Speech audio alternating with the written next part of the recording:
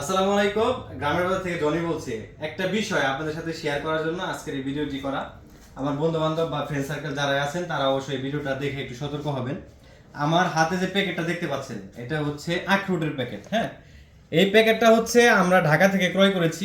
ঢাকা থেকে যে দোকান থেকে আমরা ক্রয় করেছি ওইখানে আমাদেরকে এটার ওজন, মানে এটার ওজন পরিমাপ আমাদেরকে বলে দিচ্ছে হাফ কেজি।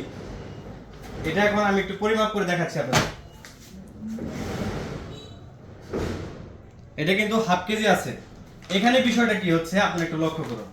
এই যে এখানে যে প্যাকেট ব্যবহার করছে এই প্যাকেটটার ওজন আছে 15 গ্রাম, 15 থেকে 14 গ্রাম এটার প্যাকেটটার ওজন আছে। আমি যদি প্যাকেটটার ওজন 0 করি তাহলে এখানে আমার আখরোটের ওয়েট আসতেছে কত? এখন আপনারা দেখতে পাচ্ছেন মিটারে এটার ওয়েটটা কত এসে দাঁড়াইছে 488 গ্রাম।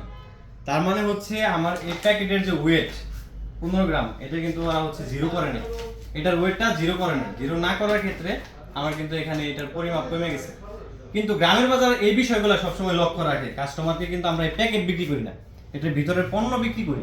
তো সেই ক্ষেত্রে আমরা যদি একটা পোর্টে কোনো মাল আমরা বিক্রি করি, যেমন এই হচ্ছে এরকম যদি আমরা কোনো বয়মে কোনো কিছু বিক্রি করি এটা কিন্তু 0 করা হয়। বেশিরভাগ আপনারা হচ্ছে কোনো দোকান থেকে কোনো কিছু কিনতে গেলে দেখতে পাবেন, বিশেষ করে মিষ্টির দোকানে এই কাজটা বেশি হয়। কার্টন সহ আমাদেরকে ওয়েট দেয়। আমরা কি কার্টন কিনতে গেছি? আমরা কিন্তু কার্টন কিনতে গেছি, আমরা কিন্তু প্রোডাক্ট কিনতে গেছি। যেটা কিনতে গেছি সেটা নিয়ে হচ্ছে তার ওয়েট মাইনাস করে তারপর হচ্ছে ক্রয় করা হবে। এই দেখেন আপনাদেরকে একটা জিনিস দেখাচ্ছি। এখানে এটার ওয়েট দেখাচ্ছে কত? 28 গ্রাম। এটা আসলে আমাদের নিট ওয়েট হচ্ছে 450 গ্রাম, এখানে কিন্তু বেশি আছে। তার মানে কি আমরা হচ্ছে এটার ওয়েটটা আমরা বাদ দিয়ে কাজ করতেছি।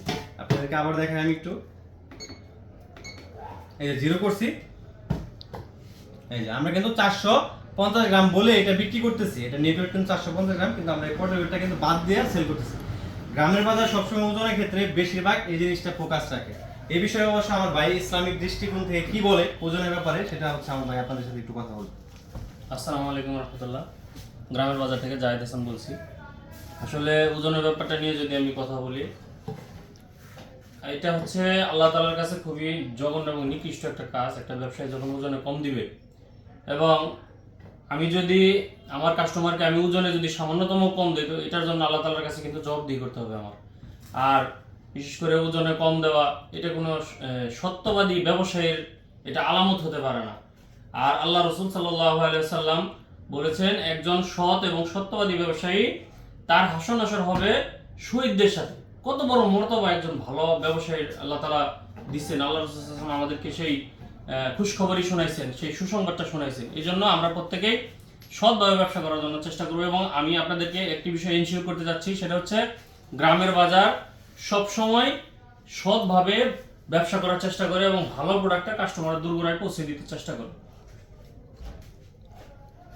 তো সবাই সতর্ক থাকবেন আর সবাই ভালো থাকবেন আর গ্রামের বাজারের সাথেই থাকবেন। সকল পরামর্শ গ্রামের বাজার অ্যাকসেপ্ট করবে। সবাই ভালো থাকবেন। আসসালামু আলাইকুম।